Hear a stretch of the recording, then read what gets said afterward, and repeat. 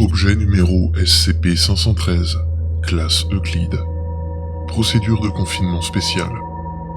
SCP-513 doit être maintenu dans un bloc de gélatine d'1 mètre cube et doit être contenu à l'intérieur d'une cellule isolée acoustiquement et climatisée.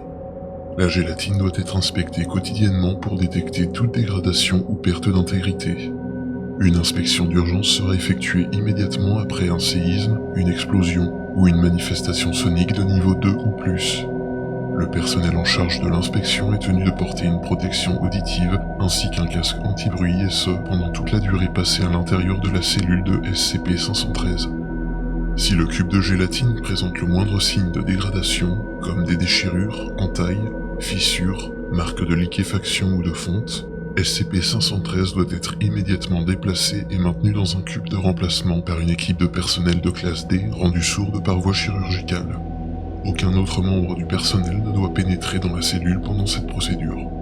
Tous les êtres conscients exposés à SCP-513 doivent être constamment surveillés par au moins 2 membres du personnel de sécurité. Les victimes exposées ne doivent en aucune circonstance se faire administrer des sédatifs ou tomber dans un état d'inconscience. Toute victime qui perdrait connaissance doit être supprimée immédiatement. Le personnel de classe D doit être supprimé au premier signe de détérioration mentale. Toute victime exposée peut être supprimée à sa demande. Si possible, SCP-513-1 doit être appréhendé à vue. Description.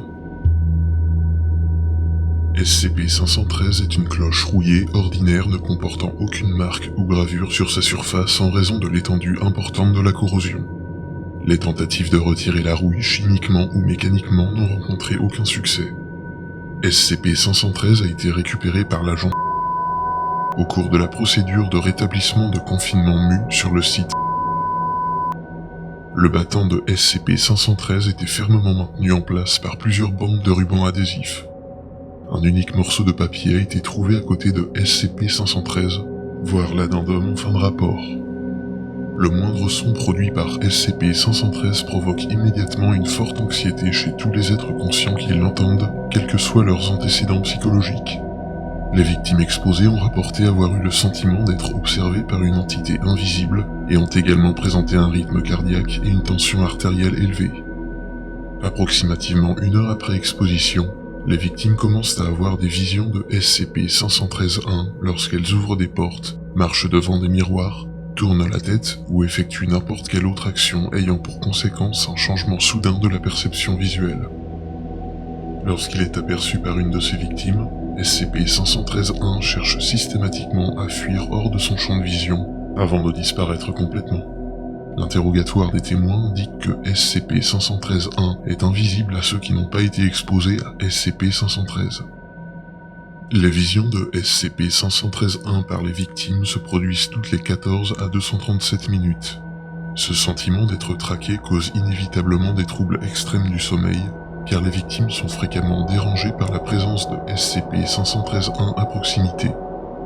Les victimes capables de s'endormir avant l'apparition de SCP-513-1 rapportent avoir été physiquement agressées par l'entité durant leur phase de sommeil. SCP-513-1 disparaît ensuite immédiatement après le réveil des témoins.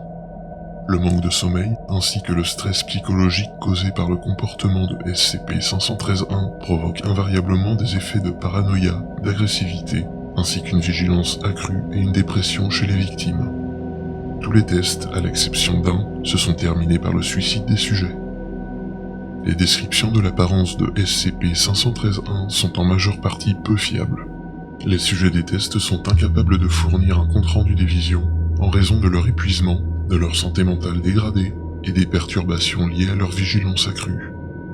Cependant, tous les interrogatoires semblent indiquer que SCP-513-1 est un humanoïde de grande taille et à l'apparence émaciée pourvu de mains anormalement grandes. Addendum. Texte découvert sur le site. Vous l'avez vu, il peut maintenant vous entendre. Vous l'avez touché, il peut maintenant vous voir. Ne la faites jamais sonner.